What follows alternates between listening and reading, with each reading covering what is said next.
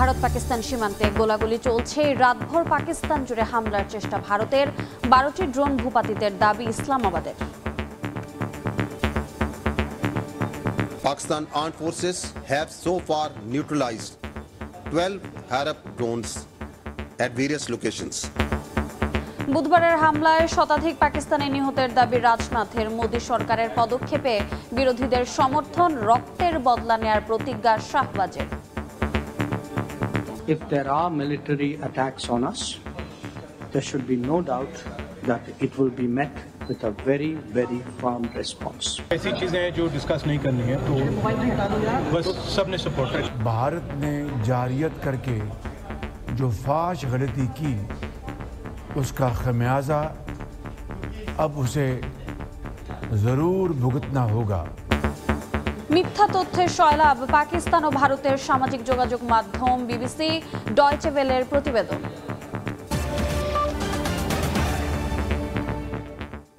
আন্তর্জাতিক সময়ের সঙ্গে আছি আমি রোজা চৌধুরী। ভারত পাকিস্তান সীমান্তে গোলাগুলি চলছে। 12টি ড্রোন ভূপাতিত করার দাবি করেছে পাকিস্তান। পাকিস্তানে নিহত বেড়ে 31 এবং ভারতে এক সেনা সহ নিহত বেড়ে হয়েছে 13 জন। রক্তের বদলা নেয়ার হুঁশিয়ারি দিয়েছেন পাকিস্তানের প্রধানমন্ত্রী শাহবাজ শরীফ। এদিকে পাকিস্তানে ভারতের হামলায় শতাধিক নিহতের দাবি প্রতিরক্ষামন্ত্রী রাজনাথ সিংয়ের। মোদী সরকারের পদক্ষেপে পূর্ণ সমর্থন দিয়েছেন বিরোধীরা। হামলার আশঙ্কায় ভারতের উত্তরাঞ্চলের 21টি বিমানবন্দর শনিবার পর্যন্ত বন্ধ ঘোষণা করা হয়েছে।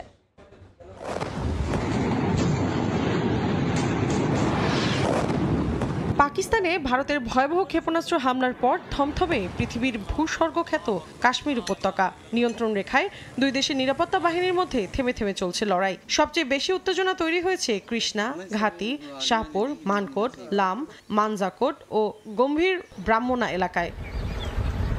ভারতের মিসাইল হামলার জবাবে সীমান্ত এলাকায় গোলাবর্ষণ অব্যাহত রেখেছে পাকিস্তানের সেনাবাহিনী। দুই দেশের পাল্টাপাল্টি হামলার জেরে চরম আতঙ্কে জম্মু কাশ্মীরের বাসিন্দারা। সীমান্তবর্তী শহরগুলোতে বন্ধ রয়েছে দোকানপাট। রাস্তার মোড়ে মোড়ে সতর্ক অবস্থায় রয়েছে নিরাপত্তা বাহিনী। এছাড়া আগামী 10 মে পর্যন্ত বেসামরিক নাগরিকদের জন্য ভারতের উত্তর ও উত্তর পশ্চিমাঞ্চলের অন্তত 21টি বিমানবন্দর বন্ধ ঘোষণা করেছে কর্তৃপক্ষ। এরই মধ্যে পাকিস্তানের পূর্বাঞ্চলীয় প্রদেশ পাঞ্জাবের রাজধানী লাহোরে ওয়ালটন বিমানবন্দরের কাছে ড্রোন হামলায় কয়েকজন সেনা সদস্য আহত হয়েছেন বলে খবর প্রকাশ করেছে জিও নিউজ। এর আগে রাতভর পাকিস্তানের বিভিন্ন জায়গায় ড্রোন দিয়ে হামলার চেষ্টা করে ভারত। এরপর লাহোর, এটক, গুজরানওয়ালা সহ বিভিন্ন জায়গায় বেশ কয়েকটি ড্রোন ভূপাতিতের দাবি করে পাকিস্তানের আন্তঃবাহিনী জনসংযোগ পরিদপ্তর ISPR। এদিকে ভারতের ক্ষেপণাস্ত্র হামলায় নিহতদের রক্তের বদলা নেয়ার হুমকি দিয়েছেন পাক প্রধানমন্ত্রী শাহবাজ শরীফ। বুধবার রাতে জাতির উদ্দেশ্যে দেয়া ভাষণে সশস্ত্র বাহিনীর ভূয়সী প্রশংসা করে তিনি বলেন, ভারত পাকিস্তানে হামলা চালিয়ে বড় ভুল করেছে। এই আগ্রাসনের জন্য তাদের চরম মূল্য দিতে হবে। गुज़श्ता रात भारत ने जारियत करके ভারত একটি কাপুরুষ শত্রু যে নিরীহ মানুষদের লক্ষ্যবস্তুতে পরিণত করে নিজেকে শক্তিশালী মনে করে। কিন্তু আমরা দেখিয়েছি যে আল্লাহর রহমতে পাকিস্তান তার প্রতিরক্ষায় উপযুক্ত জবাব দিতে জানে। চলমান উত্তেজনার মধ্যে বৃহস্পতিবার কেন্দ্রীয় বিজেপি সরকারের নেতৃত্বে সর্বদলীয় বৈঠক হয় ভারতে। এ সময় পাকিস্তানে অপারেশন সিঁদুরে 100 জনের বেশি মারা গেছেন বলে দাবি করেছেন ভারতের প্রতিরক্ষামন্ত্রী রাজনাথ সিং। এমনকি পাকিস্তান যদি পাল্টা প্রতিক্রিয়া দেখায় তবে তার কঠোর জবাব দেওয়ার হুঁশিয়ারি দিয়েছেন ভারতের পররাষ্ট্রমন্ত্রী S Jaishankar. Our response was targeted and measured. It is not our intention to escalate the situation. However, if there are military attacks on us, there should be no doubt that it will be met with a very, very firm response. এছাড়া বৈঠকে সরকারের পদক্ষেপে পূর্ণ সমর্থনের কথা জানায় বিরোধী দলগুলো। पूरा सपोर्ट दिया हमने। সংঘাত বন্ধে দুই পক্ষকেই আলোচনায় বসার আহ্বান জানিয়েছেন ডোনাল্ড ট্রাম্প। চলমান উত্তেজনা নিরসনে সহায়তা করার ইচ্ছাও প্রকাশ করেন মার্কিন প্রেসিডেন্ট। মৌসুমী সাথী, সময় সংবাদ। এ বিষয়ে বিস্তারিত আলোচনার জন্য স্টুডিওতে আছেন সহকর্মী ওমর ইনান। যাচ্ছি তার কাছে। ইনান, শুরুতে আপনাকে স্বাগত জানাচ্ছি। ভারত পাকিস্তান হামলার উত্তেজনার বিষয়ে সর্বশেষ কি খবর আছে আপনার? রোজা, আপনি জানেন যে গতকাল ভারতের হামলার যে ব্যাপ্তি ছিল এরপর এখন যে থেমে থেমে যে ধরনের হামলা পাল্টা হামলা হচ্ছে, অনেকের মনেই প্রশ্ন, যুদ্ধ কি থেমে গেল? আসলে যুদ্ধ কিন্তু এখনো কেউ ঘোষণা করেনি। পাকিস্তানের পক্ষ থেকে বলা হয়েছে যে ভারত যে ধরনের হামলা চালিয়েছে তা আসলে যুদ্ধের শামিল, যুদ্ধের মতো আচরণ করছে তারা। মূলত এই কারণে যে হামলার ব্যাপ্তির কারণে দ্বিতীয় দিনে এসে ভারত পাকিস্তান উত্তেজনার আসলে সবশেষ অবস্থান কি, সাধারণ মানুষের মধ্যে এ নিয়ে আগ্রহ থাকাটা স্বাভাবিক।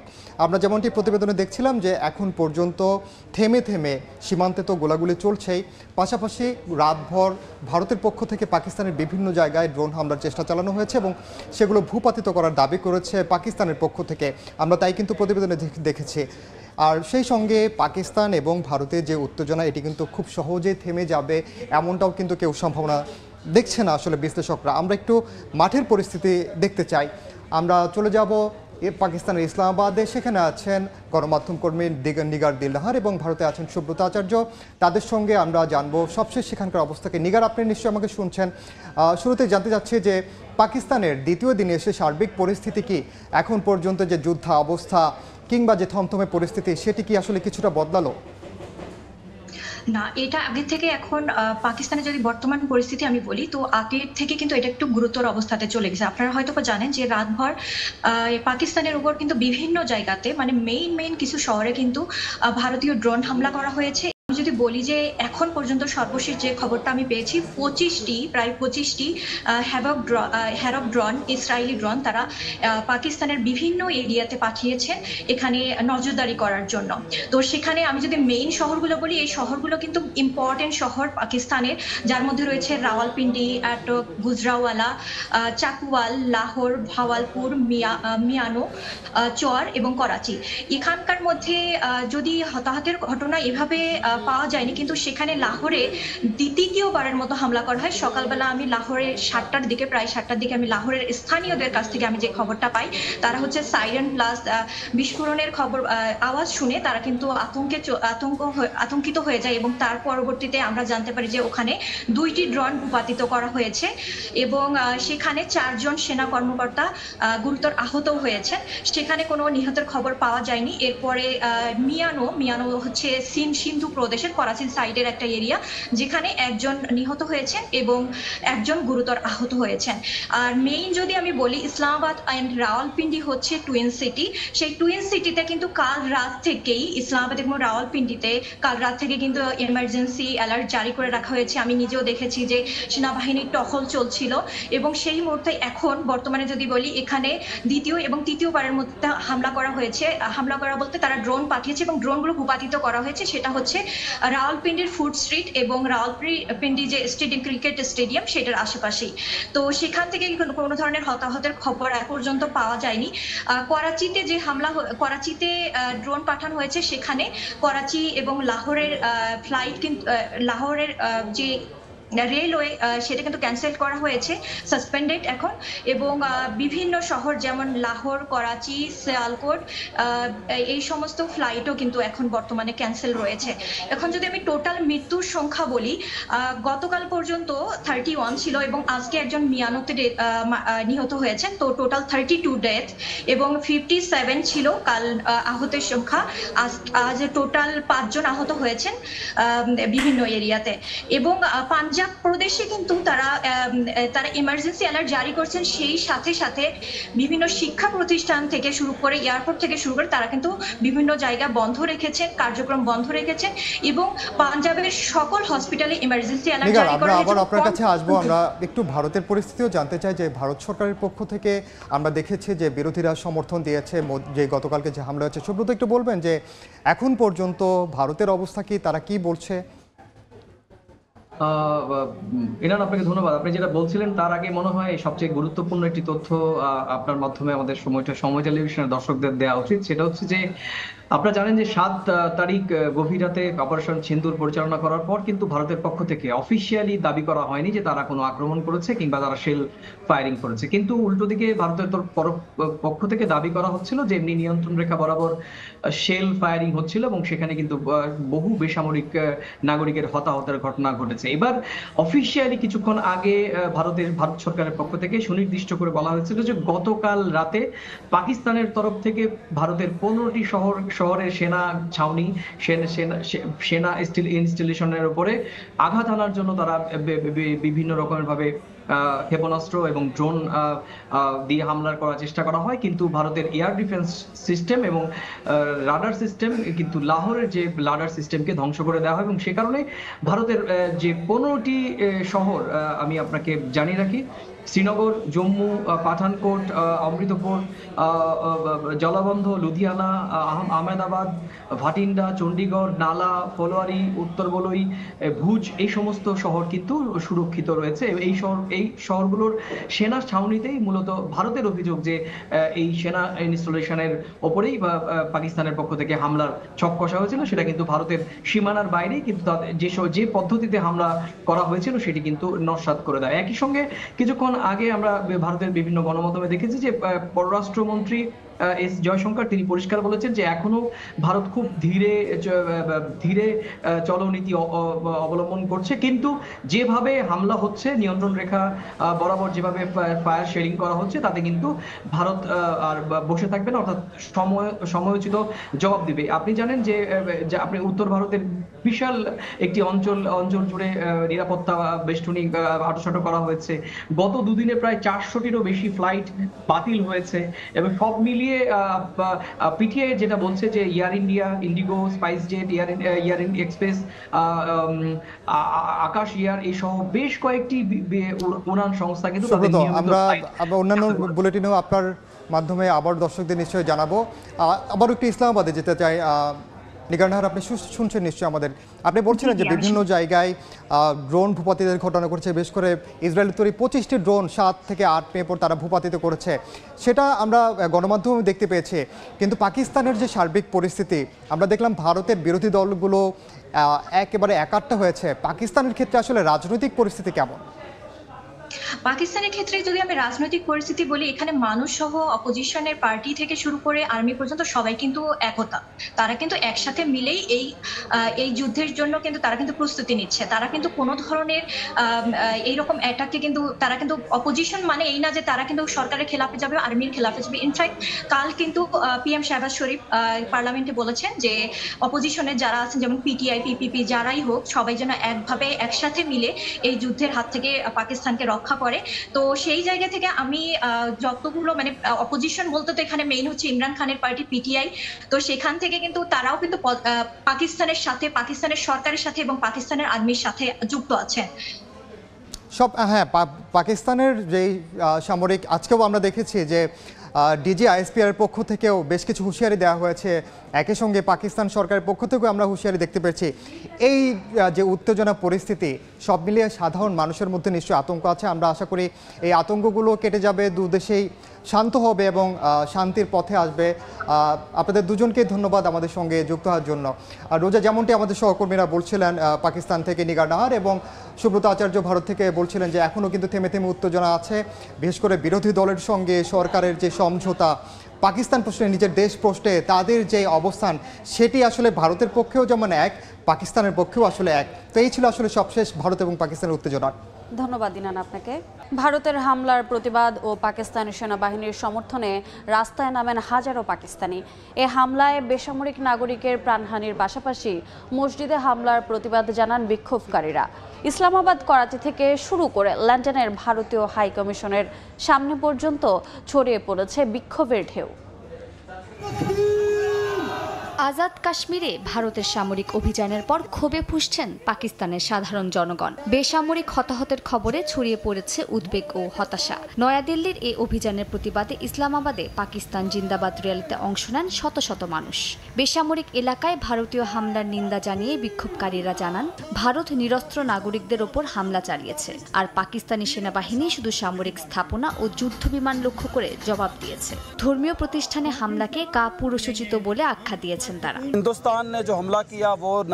আমি এই সুযোগে পুরো জাতিকে একটা বার্তা দিতে চাই, এটাই সময় পাকিস্তান সেনাবাহিনী এবং পাকিস্তানের পাশে দাঁড়ানোর। যারা হতাশা ও ভুল বোঝাবুঝি ছড়াচ্ছে তাদের থেকে দূরে থাকতে হবে এবং একই সঙ্গে আমাদের দেশ রক্ষায় সক্রিয় ভূমিকা রাখতে হবে।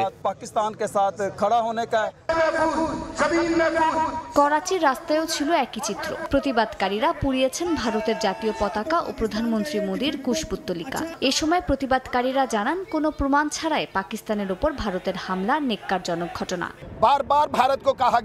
ভারতের এই হামলা নাটক ছাড়া কিছুই নয়। যদি তারা নিরপেক্ষ তদন্তে রাজি হতো তাহলে তাদের মুখোশ উন্মোচন হয়ে যেত। পাকিস্তান শান্তি চেয়েছিল, কিন্তু এখন জবাব দিতে বাধ্য।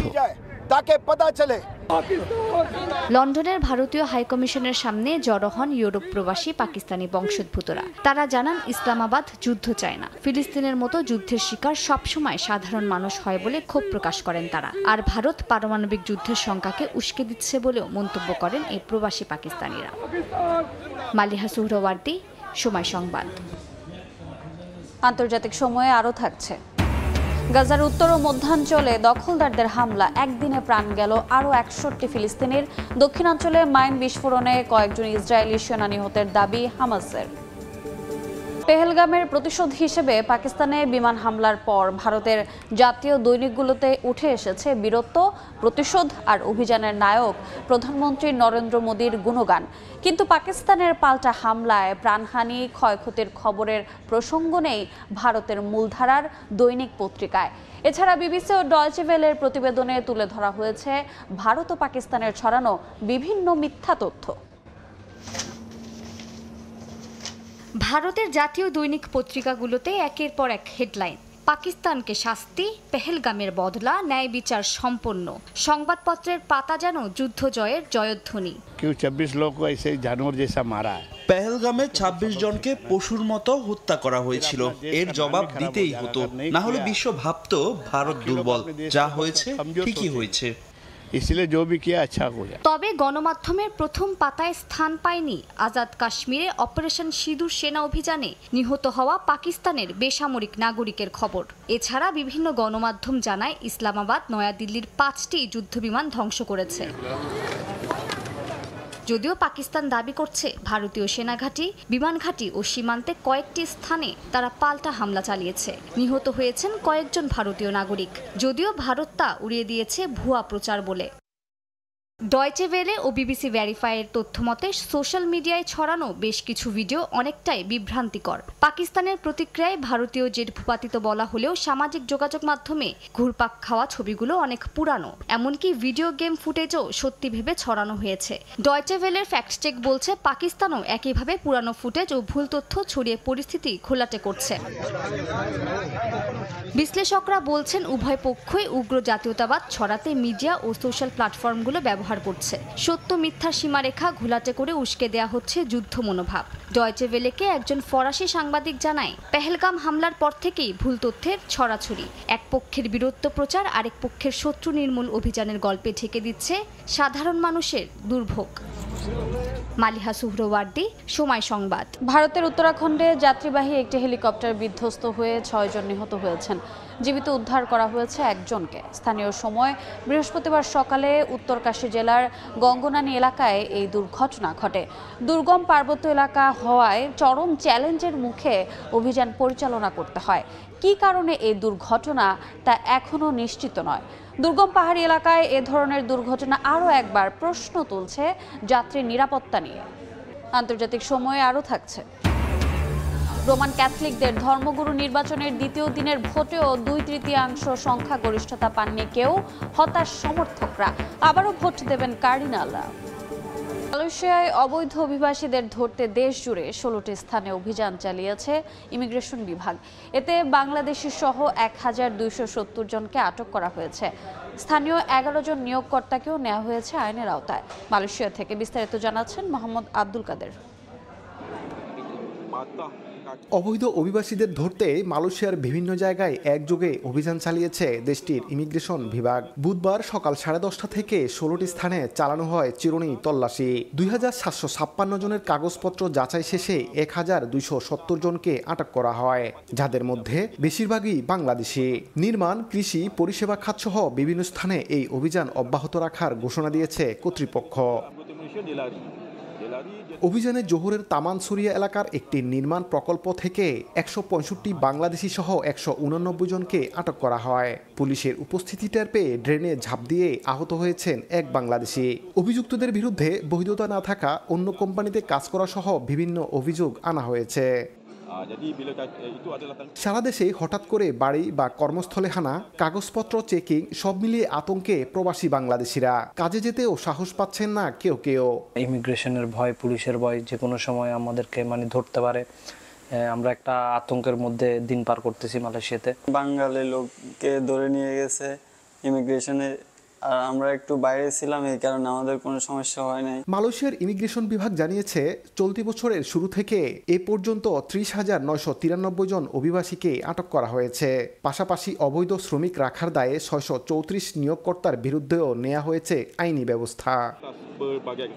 মোহাম্মদ আব্দুল কাদের, সময় সংবাদ, কুয়ালালামপুর, মালয়েশিয়া। দেখছেন আন্তর্জাতিক সময়। অবরুদ্ধ গাজায় ইসরায়েলি হামলায় একদিনে আরও 61 ফিলিস্তিনি নিহত হয়েছেন, আহত হয়েছেন শতাধিক। গাজার উত্তর ও মধ্যাঞ্চলের বিভিন্ন স্থানে এ হামলা চালানো হয় বলে জানিয়েছে আল জাজিরা।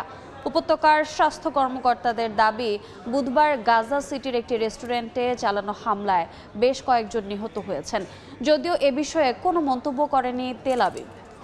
আন্তর্জাতিক সময়। রোমান ক্যাথলিকদের নতুন ধর্মগুরু নির্বাচনের দ্বিতীয় দিনের ভোটেও কেউ 2/3 সংখ্যাগরিষ্ঠতা পাননি, ফলে নির্বাচিত হননি পরবর্তী পোপ। স্থানীয় সময় বৃহস্পতিবার বিকেলে পোপ নির্বাচিত করতে আবারও ভোট দেবেন কার্ডিনালরা। এর আগে বুধবার স্থানীয় সময় সকালে ভ্যাটিকানের সেন্ট পিটার্স ব্যাসিলিকায় শুরু হয় পোপ নির্বাচনের আনুষ্ঠানিকতা। আয়োজনে সভাপতিত্ব করেন 91 বছর বয়সী কার্ডিনাল ডিন জিওভান্নি বাতিস্তারে।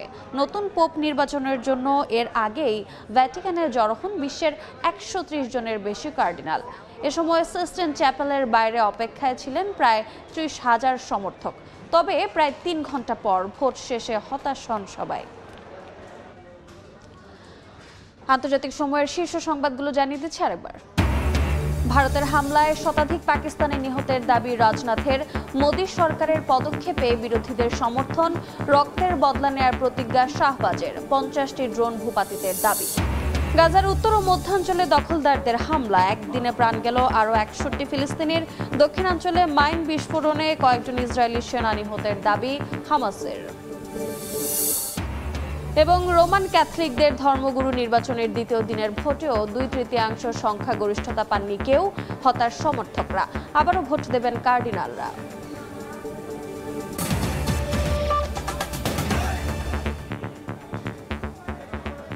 এই ছিল আন্তর্জাতিক সময়ে। সঙ্গে থাকুন সময়ের।